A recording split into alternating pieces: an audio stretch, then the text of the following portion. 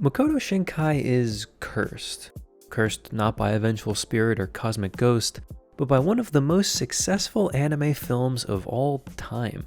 A film that catapulted his name onto the international stage, a film that garnered critical and commercial success, and a film that now stands as a shadow over every single future project he creates. A film called Your Name. It's hard to overstate the phenomenon that Your Name was in 2016-2017. It took over the Western anime community in a way I've only ever seen a battle shonen do. It controlled every conversation and every Discord profile picture. It was all anyone could talk about for weeks on end. It was such a phenomenon that one of my friends watched it on a tiny airplane screen on his way to Japan just to see it before it released here in the US. Its influence was so immense that it feels like it single-handedly helped speed up anime movie licensing from a one-night Fathom event to full theater releases.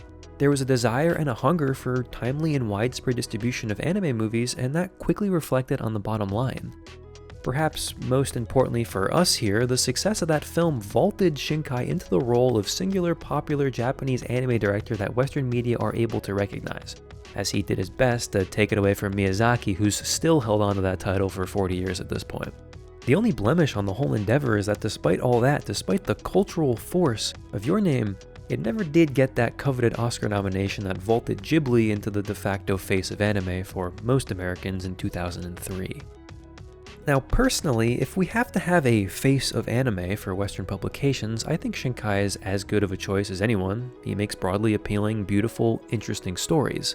And while he's not the only person that does that, I'd take him being name-dropped too much over the alternative violent or inappropriate cartoon stereotypes being used for the 100th time. I'm sure that a lot of people, some I even personally know, would disagree with me on Shinkai. He has quite a few very vocal haters. But even they have to admit that Your Name was wildly successful, and the closest to a crossover hit that any non-Ghibli original anime film has had in maybe ever. All the criticisms people like to throw at Shinkai movies ignore the fact that in the list of highest grossing Japanese films of all time, the only original animated films are Ghibli or Shinkai, 3 of each. The fact of the matter is nobody is doing it like him right now.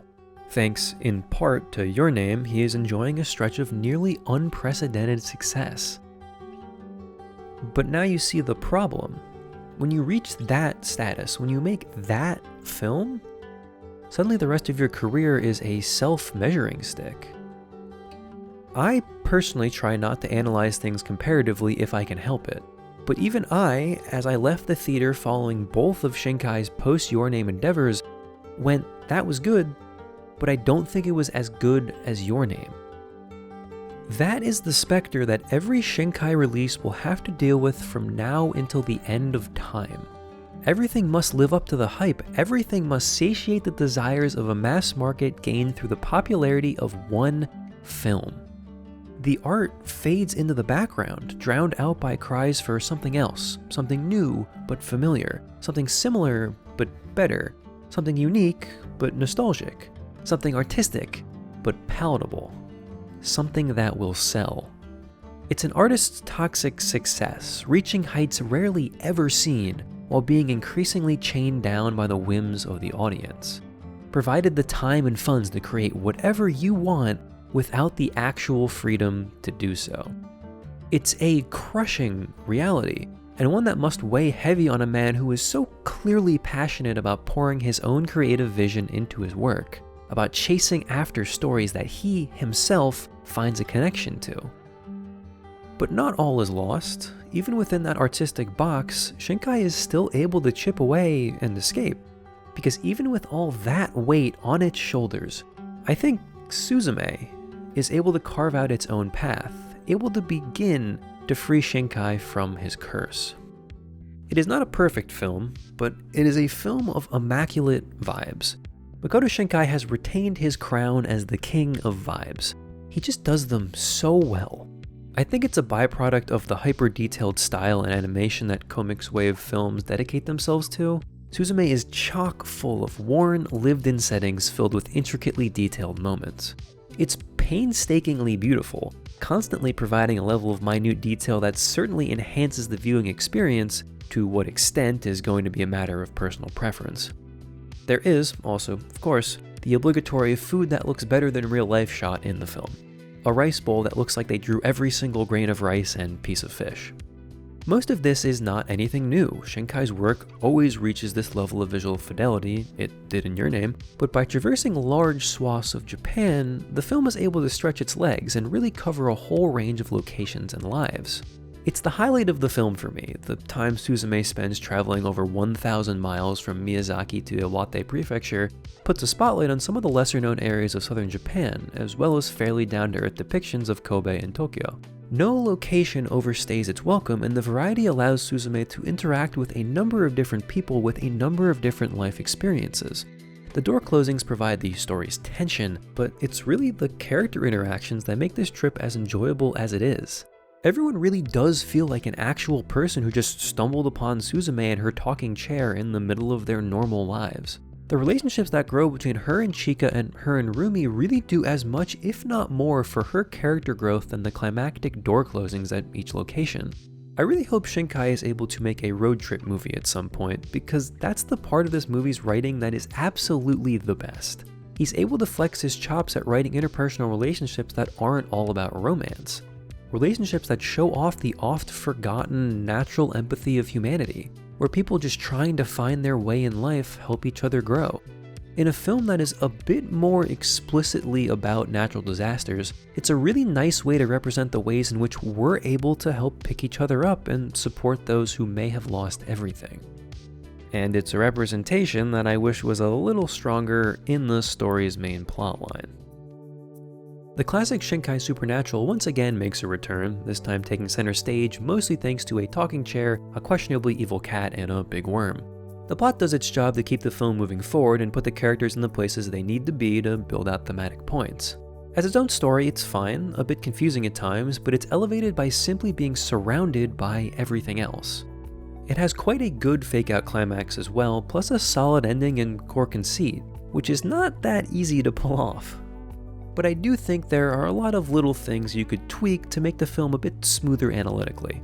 I think Suzume's aunt being more involved could have helped, lean more into the road trip and less into the door closings, or even make Sota a bit older, leading to a more parental relationship and coming full circle with the themes her aunt and deceased mother bring to the film.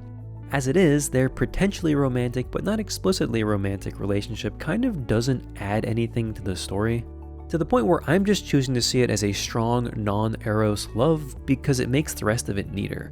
It makes the film Suzume's story, not their story. It makes the final third about overcoming grief, growing up, and saving someone with a promising future, someone you care about, when you were incapable of doing so as a child. And wouldn't you guess, Shinkai kind of agrees. In an exclusive interview with Looper, Shinkai reveals that he actually wanted to make a different story, not another boy meets girl, but potentially a girl meets girl, or a sisterhood type of romantic story, as he put it. After getting pushback on a lesbian romance from his producer, he eventually settled on the story we got.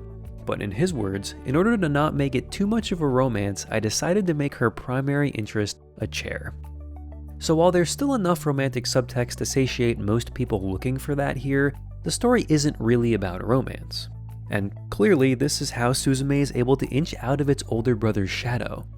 Whereas Weathering with You felt like a much safer and similar follow-up, a film chained to Your Name not just in expectations, but theming, structure, and oddly canon, Suzume is not a love story. It's a story about disaster and those it leaves behind, the people it leaves alive but broken, and the places they leave deserted. It's a story that is explicitly about the March 2011 earthquake and tsunami, an event whose aftermath is still being felt even today. In connecting this movie's tragedy with an actual traumatic event, he's able to ground it, yes, but also does so with the utmost respect. It is very much a message of love and reassurance for the victims, not a piece of voyeuristic rubbernecking. The event is handled with care and, at least from an outsider's perspective, is able to lift up those who were affected and displaced. In that way, it is an extraordinarily beautiful film. It is a story about overcoming grief, about coming to grips with past trauma, and taking that first step forward. It's a human story, and one that I think he's always wanted to tell. Does it work 100% of the time? No, there's some clunkiness here, and how much of that is from producer meddling and how much of it is from Shinkai himself, we'll never truly know. What works in Suzume really works, and if he's able to iterate off of this and get more creative in his next endeavor, I honestly can't wait to see it. Suzume may not be your name, but it doesn't need to be. In fact, I hope Shinkai's next movie isn't another Your Name, but a lot closer to another Suzume.